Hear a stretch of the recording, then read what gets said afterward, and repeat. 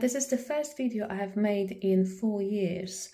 I have moved houses, and during that move and shortly after, I have lost most of my orchids.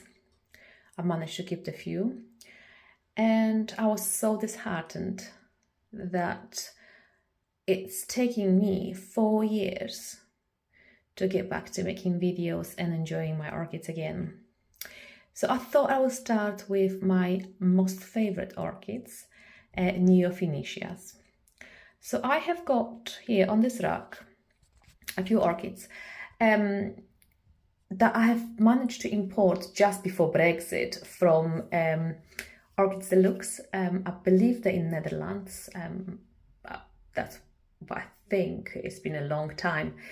And I have put them about 4 years ago in the moss, and only just recently I have repotted them into a fresh moss.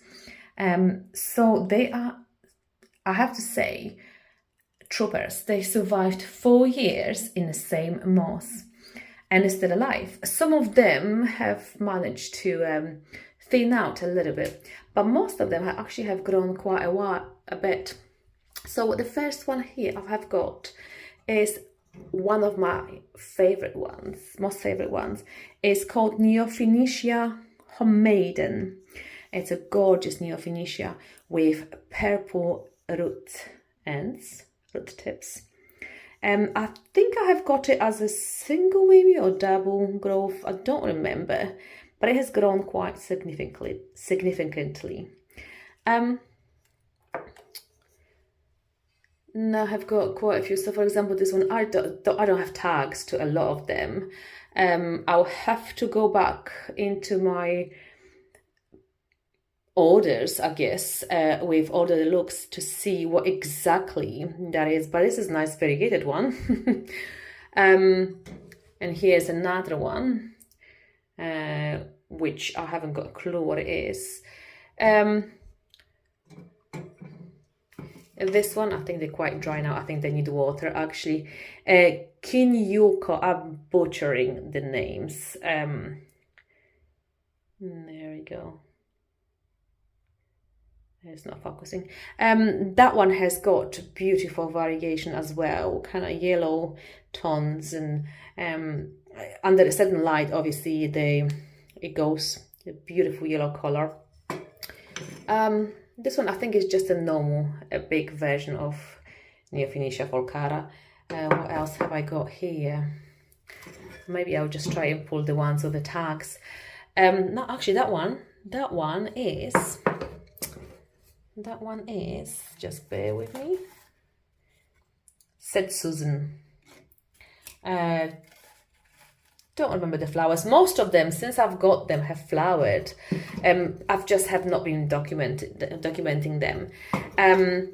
I've got one called Manjushanji, I think it's called. He has flowered a few times, and all the times that it's flowered, it kept his 3 spurs, which means it tells me that mutation is quite stable. I've got a stable mutation. I have got quite recently from Orchid Elite, I have got a new Neofinetia, and it's called, I've lost the tag. I am so not prepared and so not used to making videos. My goodness. It's called Benikaide. It's the one with, it's called red maple. It's one with a red or kind of orangey flowers, which is very unusual for Neofinetias. I've got another one which I just recently got as well, and it's called Neofinetia Benyogi, and it's just this one. I will try pick it up without actually knocking everything out of the shelf. So this one it has got beautiful marginal variegation, which is all the leaves have got this red stripes just at the edges. And I think if you give them the right light, I'm not quite I'm sure if I'm correct, but it will have kind of yellowy variegation on the top of the leaves, but the red one on the bottom. I have got this one, which is one of my favorite ones as well. It looks kind of like a palm a little bit, and it's called, well, a lot of those tags, even if I've got tags, they have not got the names anymore because they faded. There we go, like this one. I have not got the ID for this one. I can probably find it on the internet. I can go through my records. So I'm not very organized, but another one that I've got as well is I have just purchased from a UK seller. It is Vanda Peaches. So it's a Neofinetia hybrid, and it's supposed to have, I have seen a video, supposed to have gorgeous peachy pink with a tinge of purple flowers. This is a rescue.